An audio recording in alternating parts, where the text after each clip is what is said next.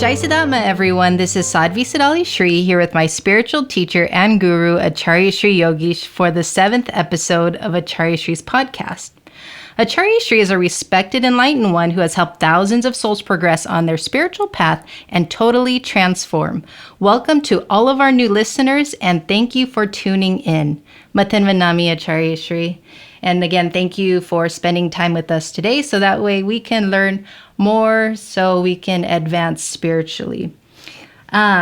Just to kind of go back to our last episode, we were talking about fake spiritual teachers, and we ran out of time, but I did have that question of how do you transition, from like a fake spiritual teacher to the real spiritual teacher, and it's kind of like the same feeling of transitioning out of religion into spirituality. Can you share your thoughts on that? Yeah, it's wonderful. It will be wonderful talk to. Question is wonderful. Answer will be wonderful. Master is wonderful. And students, they are wonderful too. Yes, it is. Transition happens by experience. If they don't go through experience, transition never going to happen. Like in Buddha's case, it happened, transition. And he met a lot of teachers. They were fake teachers. Like one teacher he met, really, I want to describe. Mm-hmm.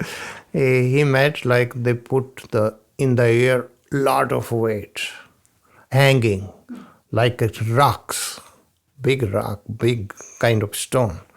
And they say, no matter how much pain, you just don't move. And he did that, Buddha, because he was 16 years old. He didn't know anything about. So he went through, then he found out, oh no, it is not. Like you are just killing your body only. It doesn't mean anything. I cannot meditate. I can't do anything. So he got experience. Now by experience, he has to find the better one. He met few, but every time he met, they were all fake. Finally, he was initiated into the Samanic tradition. And Samanic tradition now is well known about, mainly well known is Jain tradition. And finally, he went same way. He started meditating. He did Kayotsarga, sitting under the tree.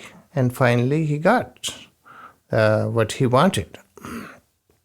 So, transition happens because the person is experienced now.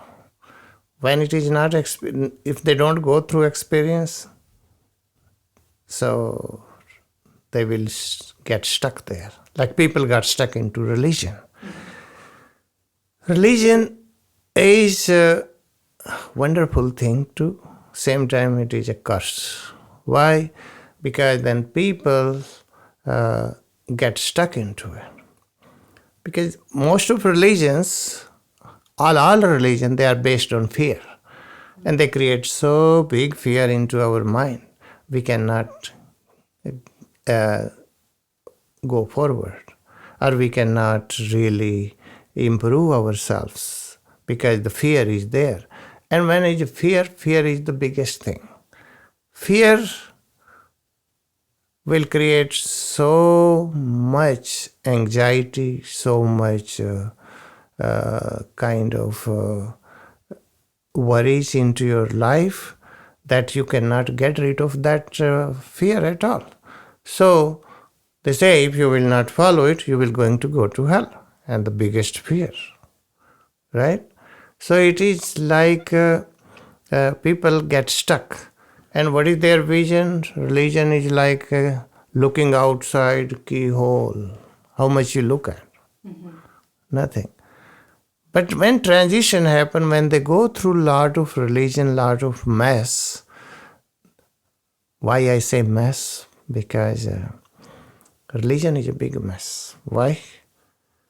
Because if you read the world history, most of war, more than almost 60% wars happen because of religion.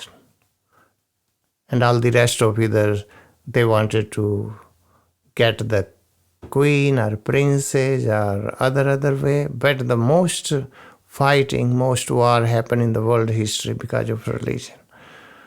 And when it is a big mess, why to get stuck into it, or why to just follow it? Religion has a lot of followers. But when transition happen really, you begin to follow your own intuition. And intuition tells you the truth. That's why transition is real. It has to be real. When people are experienced enough. If they are not experienced enough, transition never going to happen.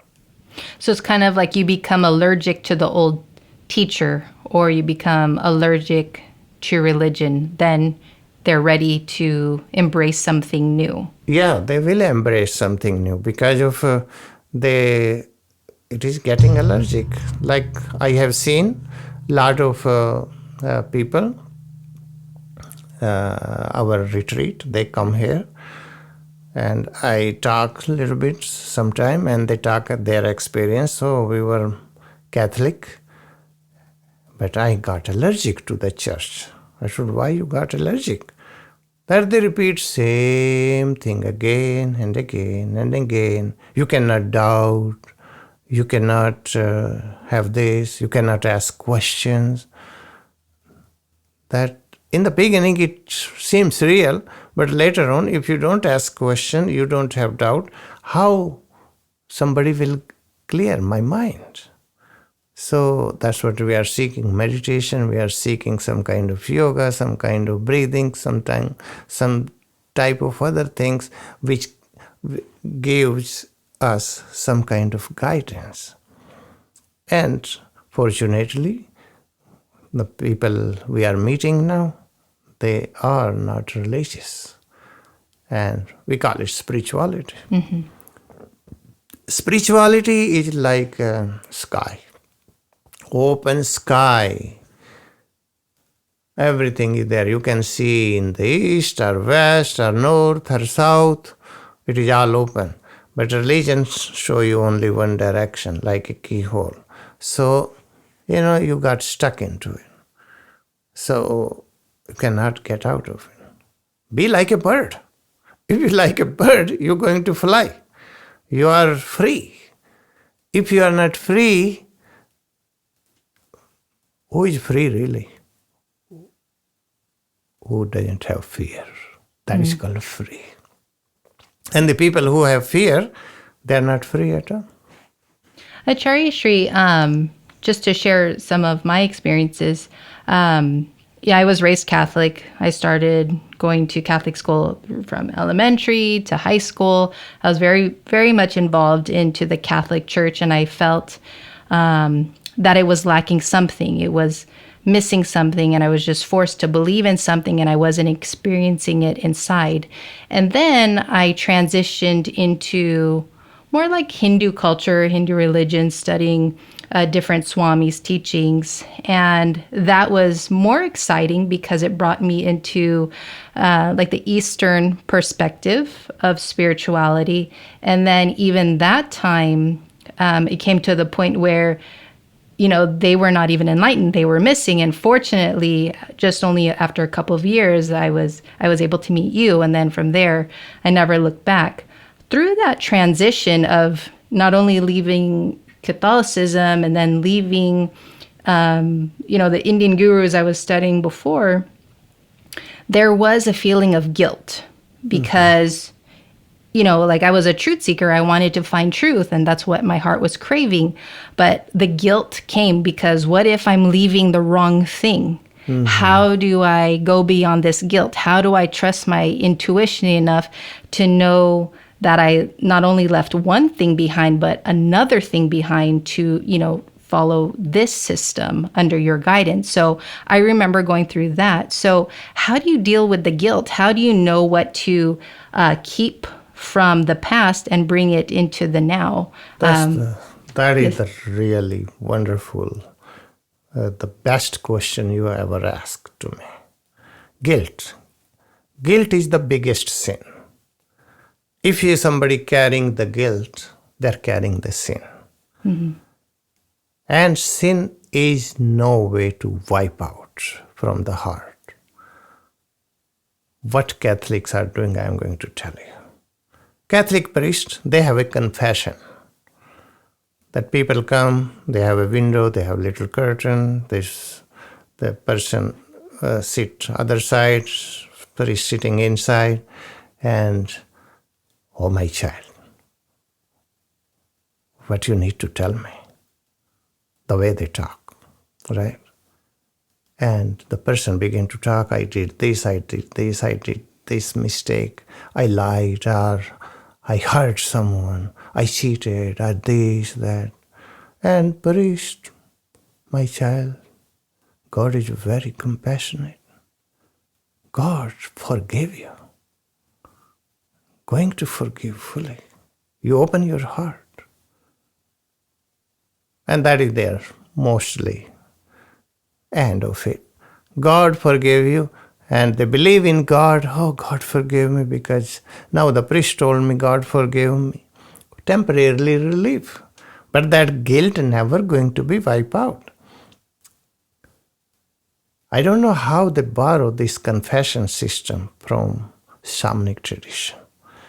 Only one religion, if in India, one of the oldest religion, Shamanic tradition, now they call also Jain, that is, they have the most confession. And Jain religion, minimum 5,000 years old, minimum, historically speaking. And Christianity is 2,000 years old, starting from Jesus. And because, for your knowledge, Jesus was born in the eastern countries, and India is very close to there. So somehow he got this confession system from the Jain. Catholic, they don't know it, where they got it. And when they got this confession, but he didn't teach the completely. In Jain system, they still do this confession the way it's supposed to. Confession, saying God forgive you is not enough. It doesn't wipe out your guilt. I'm going to give you that. How? It comes with the punishment. If you don't if you don't punish the person, the guilt never going to be wiped out. One time, one lady called me from the Bangalore. Bangalore is South India. And she said, I cannot sleep, I cannot eat, I cannot drink, and I need confession with you something. I told her, I cannot come to United States. I am in India. But that is the way I found out on your website. The way is, oh, you are the master, you are enlightened, you might wipe out my guilt. I told, what is your confession? She told me that I had 2 children and I got pregnant sudden, 3rd time. As soon as my husband find out, we are not going to keep this baby. But I was ready to keep it. Then his family, they were after me, all in-laws, sister-in-law, brother-in-law, and him. And whole of my family, my parents, hey, you have one of 2 children. And the biggest thing was she was a girl. And I wanted to keep it. But they forced me, they convinced me fully that you have to abort it. And under their influence, I aborted. As soon as I aborted, I am feeling that I killed the baby. And this guilt never goes away. I cannot sleep at night. I want to real confession, not like a Catholic. Don't. If you are ready to do it, I am going to give you the real confession, punishment. Punishment is tomorrow you go to the orphanage, find a little girl, adopt it, and raise that girl. And they will be against of you. You talk to your attorney first. Have divorce paper ready. And as soon as you bring, they're going to all over you. They cannot push you because if you have attorney already. And divorce paper ready. If you are ready to do it, raise that girl, I guarantee you, your guilt will be wiped out fully. But that is your punishment. Get the courage. She got the courage. She did whatever I said. She, as soon as she legally point of view, she didn't know, family didn't know yet what she's doing. But one day she brought that girl in her hands. Little girl, maybe 3 or 4 months old. Somebody left in the street. She brought it. As soon as she brought, it was a hell in the home. Everybody was against her. Parents, her brother, her sister, they were also against of her. I said, don't care about it. Call the police. If they if they hit you or they call you bad name, anything, and don't worry, raise it. After 1 month, situation began to change. They all fell in love with this little girl. It took them 1 month. And she called me again that, guess what happened? They all fall in love with the girl. And now I can sleep, I can eat, I totally relax. In Catholicism, they don't have this punishment. And she never felt guilty after that. Why? Because now she is raising what is not hers. And like her, more than hers. That is the way guilt can be wiped out. Transition is not easy. It will bring the guilt. And the guilt is a killer. Guilt is the biggest sin. Only our tradition, Samanic tradition, has the real confession with the punishment. And it is going to wipe out all the guilt. Depend on what kind of confession. The punishment comes according to that.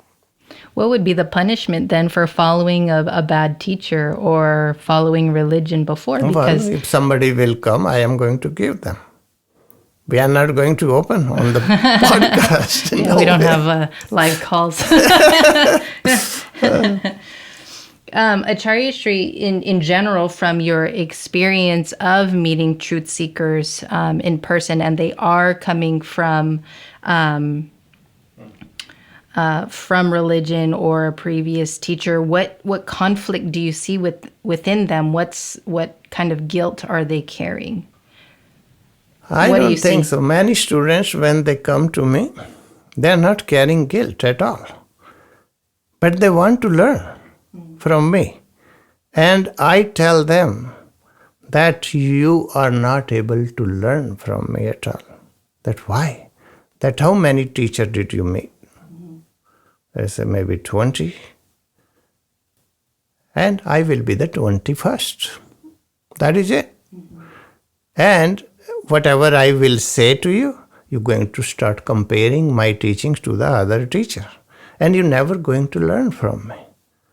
Best thing is how I transition them, transition happen in their life too. But I tell them that first, leave everything behind, what you learn. Be a blank slate. So whatever in the blank slate I can write, it will be yours. That will be real. But if you will start comparing whatever I say, because that's what all students do. Oh, this teacher said that, this said that, this said that. And your whole intention is to comparing. So one question will be added little more. So I am not a special person for that student. Neither that student, in that student's life, transition never going to happen. Because their intention is not to learn really. So most of students, they come like that. The students who are newer, they are fully blank. Their heart is like a baby heart. I can mold them. Whatever I say, they're going to do it. And they are going to be into meditative state or into the spiritual sadhana, spiritual practices a lot. Because they are fully blank. So that is the way I am going to teach. Otherwise, it is difficult to teach. Because they carry lot of mess with them. And those teachings which is creating more problem in their life, then if I will be the one of them to answer their question, I will not answer their question. Why? I knew it. Their intention is to learn a little more. And when their intention is to learn a little more, they are not real students. They will compare, I will be the one of them. So that's why I don't allow them to ask him a question. I knew already they are not going to be. They will carry a mess. First, just wipe out that mess. If they really are real, I am going to teach them. I know I will find the way.